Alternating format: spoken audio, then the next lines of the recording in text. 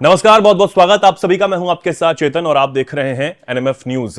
तहव्वुर राणा भारत का एक बड़ा दुश्मन, उसको घसीटकर अमेरिका से भारत लाया जा रहा है। इस वक्त वो उस प्लेन में है जिसमें हमारी जांच एजेंसियों के सदस्य भी हैं और उसे अमेरिका से आखिरी झटका लगने के बाद जब अमेरिकी कोर्ट से उसकी याचिका जो है खारिज कर दी गई तो उसे अब भारत लाया जा रहा है। निपुण जी मेरे साथ हैं। निपुण जी, बहुत बहुत स्वागत आपका एनएमएफ न्यूज पर।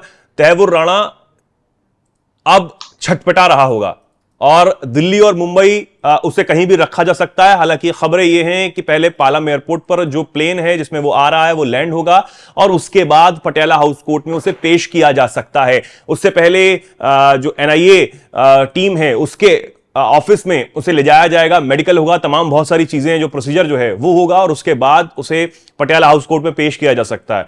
लेकिन इस बीच एक बहुत बड़ी खबर यह भी है कि मोदी सरकार की इस पहल की जो तारीफ है वो अब विपक्ष भी करता हुआ नजर आ रहा है। निपुण जी, सुर बदल रहे हैं। नहीं, देखिए, विपक्ष को तो करनी भी चाहिए। और देखिए, ये मुद्दे ऐसे होते हैं, नेशनल इंटरेस्ट के मुद्दे होते हैं और एक बड़ी मानवीय वेदना से जुड़े विषय होते हैं। आप सोच सकते हैं 200 लोगों को 10 आतंकी आते हैं दूसरे देश से आके 200 लोगों को मारते, घायल कर देते हैं, शर्मसार कर देते हैं हमारी पूरी मतलब अब मुझे गुस्सा भी बहुत आता है जब मैं 26/11 बार सोचता हूँ कि कैसे वो घुस गए अंदर और आके सीधी खुली चुनौती। हमारे जो पुलिस वालों को मारा, आपने सुना होगा कि वो कसाब को जब पकड़ा किस प्रकार से गोली उसके अंदर बॉडी में डाली गई और उसको फिर हमने 2012 में 26/11 में उसको 2008 में पकड़ा, फिर 2012 में उसको फांसी दी गई। यानी कि पूरा आप देखिए आपका कितने साल तक, 4 साल तक उसको बिया नहीं खिलाया हम लोगों। अब ये तहव्वुर राणा जो है ये अमेरिका, आप देखिए अमेरिका में था, इसको अमेरिका में इसने जितनी भी वहां पे अदालतें थी सब में से मुझे भारत प्लीज प्रत्यर्पण मत करने दो, एक्स्ट्राडाइट मत कराओ, एक्स्ट्राडाइट मत कराओ, लेकिन फाइनली किया। अब पीएम मोदी ने अमेरिका में तारीफ की थी डोनाल्ड ट्रंप के सामने की अमेरिका और भारत आतंकवाद के मुद्दे पर साथ में मिलकर काम कर रहे हैं। बड़ी अच्छी बात है कि अमेरिका ने यहाँ पर एकदम स्पष्ट दिया कि स्ट्रेटेजिक पार्टनरशिप में आज हमारे साथ क्या है, पूर्ण रूप से आपका अमेरिका खड़ा हुआ है। और देखिए तहव्वुर राणा को तो जो हो रहा है सो हो रहा है, उसको तो होगा ही जो होगा। लेकिन बड़ी बात क्या है, इस समय पाकिस्तान के लिए बड़ी सिरदर्दी का विषय है। बिल्कुल।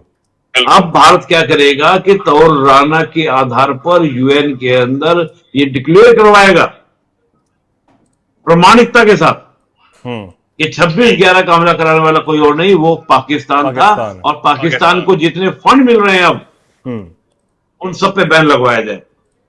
IMF हो, वर्ल्ड बैंक हो, इस समय पाकिस्तान की धड़कनें तेज हो रही होंगी कि अब क्या स्थिति होने वाली है पाकिस्तान की। और मैं तो बिल्कुल कहूंगा ये हमारी लोकतंत्र की जीत रहे कि पक्ष विपक्ष सब एक इस मुद्दे पर एक, और होना भी चाहिए। नहीं होंगे तो फिर जनता किस बात का सम्मान करेगी जिन्होंने जनता को मारा, पब्लिक को मारा, आप उनके साथ खड़े होंगे? ऐसा तो हो ही नहीं सकता, विपक्ष ऐसी राजनीतिक भूल नहीं कर सकता। तो अब ये है कि तहव्वुर राणा की, जैसे हम देखते हैं कि यहाँ पे हमारे यहाँ चलता है कि कई वकील खड़े हो जाते हैं, कई दूसरे की बातें होती है, वो नहीं होनी चाहिए। और मैं मानता हूं कि जल्द से जल्द इसको फांसी हो और एक सबक। और दूसरी बात है, पाकिस्तान को घेरने में किसी तरह की कोई भी कोताही नहीं बरतनी चाहिए। डेविड इसके बाद डेविड हेडली पर भी अब बहुत जल्दी वो जाने वाला है शिकंजा। बिल्कुल सही कहा जाएगा। और मैं एक बात याद आई, बड़ी इंटरेस्टिंग बात याद आई बराक ओबामा की।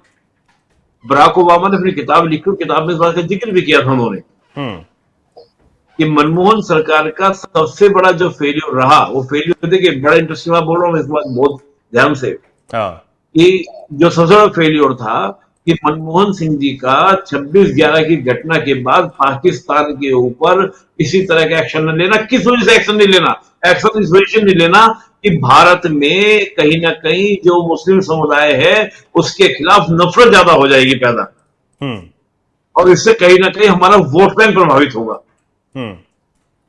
आप सोचिए, ये मैं नहीं बोल रहा हूं, ये बराक ओबामा अपनी किताब में लिख रहे हैं कि मनमोहन सरकार की सबसे बड़ी गलती थी। आप सोचिए कि यानी कि वोट बैंक को साधने के लिए, लेकिन कम से कम आज की हम बात करें, कम से कम आज विपक्ष जो है साथ में खड़ा है, ये बड़ी बात है। बिल्कुल। तो अब मैं जरा वो बयान भी पढ़ के बता दूं अपने दर्शकों को। शरद पवार की पार्टी एनसीपी एसपी के नेता हैं माजिद मेनन, उनका कहना है कि यह निश्चित तौर पर मोदी सरकार के लिए एक बड़ी उपलब्धि है। साथ ही कहा कि निसंदेह तैमूर राणा का भारत आना सरकार के लिए एक बड़ी सफलता है। अमेरिका ने इस मामले में बहुत लंबा समय लिया, उसका प्रत्यर्पण और पहले हो जाना चाहिए था। हमें इस बात की खुशी होनी चाहिए कि हम इस मामले में कुछ न्याय कर सकेंगे। यह मामला पूरी दुनिया के लिए बेहद महत्वपूर्ण है। साथ ही उन्होंने कहा कि हमें बस यह ध्यान देना होगा कि इस केस में इंटरनेशनल स्टैंडर्ड्स का पालन किया जा सके। यदि समय अनुसार प्रक्रिया आगे बढ़ाई जाएगी तो जांच टीम बहुत अच्छा काम करेगी। इस मामले का ट्रायल सही तरीके से होना चाहिए। तैमूर राणा के खिलाफ दिल्ली में केस चलना है।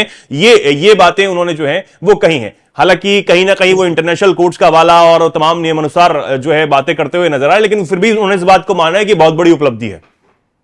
देखिए, ये तो बात पूरी दुनिया जानती है कि भारत जो है रूल ऑफ लॉ से चलता है। बिल्कुल, कानून का शासन हमारे यहाँ पर है। और मैं हमेशा बोलता हूँ कि एक टर्मिनोलॉजी यूज की जाती है जो रूल ऑफ लॉ से यूज करता है, उसको कहते हैं कॉन्स्टिट्यूशनलिज्म, संविधानवाद। भारत ने कसाब को तो आपका कहता है ना कि रंगे हाथों पकड़ा, उसके बाद भी 4 साल केस चलने के बाद में उसको फांसी दी। और पूरा का पूरा डॉक्यूमेंट है, अमेरिका ने गिरफ्तार करके जेल में डाला हुआ था। हाँ, टेररिस्ट, बिल्कुल। तो उसको लेकर तो कोई बात ही नहीं है। और फिर मैं कहता हूं कि रूल ऑफ लॉ तो हमारे यहाँ पर है, और हमको केस चलाना भी इसलिए चलाना है ताकि हमें बहुत सारी चीजें खंगाल पाए, चाहे हिलने की बात हो, चाहे पाकिस्तान को घेरने की बात हो। हाँ, और मैं मानता हूं कहीं ना कहीं इससे पाकिस्तान में रहने वाला जो अननोन गनमैन ढूंढ ढूंढ के मार रहे हैं, और जो भी आतंकवादी गतिविधि भारत के खिलाफ करने की सोचेगा, वो इस बात को समझ जाएंगे अब कि भारत के दुश्मन जो होंगे किसी भी कोने बैठे होंगे, या तो वो अननोन गनमैन जो घूम रहे हैं वो आपको टारगेट करेंगे, नहीं तो उठा उठा के आपको भारत लेकर आया जाएगा। हालांकि पाकिस्तान उस पर भी बहुत छटपटाया हुआ है। समझ नहीं आ रहा है कि क्या किया जाए। बयान दे नहीं सकता है कौन है क्या है, क्योंकि बताना पड़ेगा कि और कितने आतंकी जो है वो पाकिस्तान में छिपे बैठे हैं, कहां कहां छिपे बैठे हैं। इस्लामाबाद में है, कराची में है, कहां कहां है। हाँ, जब इन्वेस्टिगेशन होगा तो लड़ना का इतनी आसानी से थोड़ी सब चीज, अब तो बहुत बात निकल के आएंगे अंदर से, कैसे कैसे आए थे, किस किस सपोर्ट किया था, आर्मी के कौन कौन लोग थे, आईएसआई के कौन कौन लोग थे, सपोर्ट आपको किया, सब खोलेगा ये। डेविड हेडली के बारे में बहुत कुछ बता सकता है, बहुत कुछ बताएगा, बहुत सारी बातें निकल कर आएंगी, और वही सब हम जाके यूएन की टेबल पर रखेंगे। देखो भाभी, ये सब कहानी है, हम पहले से कह रहे थे। तो ये सब चीजें हैं। तो बात बहुत बड़ी जीत है। इसको मैं कहूंगा कि केवल एक व्यक्ति का आना नहीं है, बल्कि एक जो मानसिकता है, उस मानसिकता की हार है ये, बिल्कुल, जो भारत के विरुद्ध में लड़ती आ रही है। बिल्कुल। और विपक्ष हो पक्ष हो, भारत के प्रत्येक जनता को, प्रत्येक वकील को, हर व्यक्ति को आज इसमें सरकार के साथ खड़ा होना चाहिए।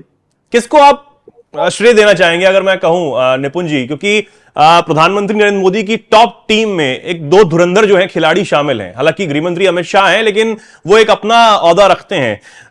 मैं बात कर रहा हूं डॉक्टर एस जयशंकर की और अजीत डोभाल की। एक बहुत बड़ा गेम प्लान इन लोगों के दिमाग में चलता है और हमेशा कामयाब ही होता है। एक ऐसा पैतरा ये लोग फेंकते हैं कि अच्छे से अच्छा इनके जाल में फंस जाता है। कल जो तुरंत मीटिंग होती है गृहमंत्री अमित शाह और अजीत डोभाल और एस जयशंकर की, माना यह गया कि तैमूर राणा भारत लाया जा रहा है, उसी को लेकर यह मीटिंग जो है तुरंत बुलाई गई है। लेकिन क्या आप किसको आप श्रेय देना चाहेंगे, किसका मास्टरमाइंड आप समझते हैं इसके पीछे? अजीत डोभाल जो है वो पर्दे के पीछे बहुत शानदार काम करते हैं, इस बात को मानना पड़ेगा। देखिए, एक तो मैं इसमें कहूंगा कि इसमें अजीत डोभाल साहब हो या जयशंकर जी हो, बगैर लीडरशिप के तो कुछ होगा नहीं। बिल्कुल, बिल्कुल। पीएम मोदी, देखिए सिंपल सी बात है। एक मैं हमेशा को उदाहरण देता हूँ, मतलब इसको अदरवाइज नहीं लेना है, मतलब किसी तरह से मैं किसी और नहीं कह रहा हूँ। एक हिरणों की सेना है और उसका जो नायक है वो शेर है, और दूसरी तरफ एक सेना है जो शेरों की सेना है, लेकिन उसका जो लीडर है वो एक हिरण है। किस सेना की जीतने की उम्मीद ज्यादा होगी? आप निसंकोच ये कहेंगे जिसका लीडर शेर है। वो हिरणों को भी क्या कर देगा, शेर बना देगा, लड़ने के लिए तैयार कर देगा। लेकिन जो हिरन लीडर है वो क्या कहेगा सबको, अरे सामने शेर आ रहा है, मार देगा, खा जाएगा, तो उन शेरों को भी हिरन बना देगा। ऐसा नहीं था कि 26/11 के बाद हमारे सैनिक कमजोर थे, या हमारे पास में एनएसए नहीं थे, हमारे पास में विदेश मंत्री नहीं थे, सब थे। मैं यहाँ पे मोदी की बुराई नहीं कर रहा हूँ, लेकिन that is the fate of our vote politics. आपने वोट पॉलिटिक्स के कारण अपने जो नेशनल इंटरेस्ट था कॉम्प्रोमाइज कर दिया आपने। बिल्कुल।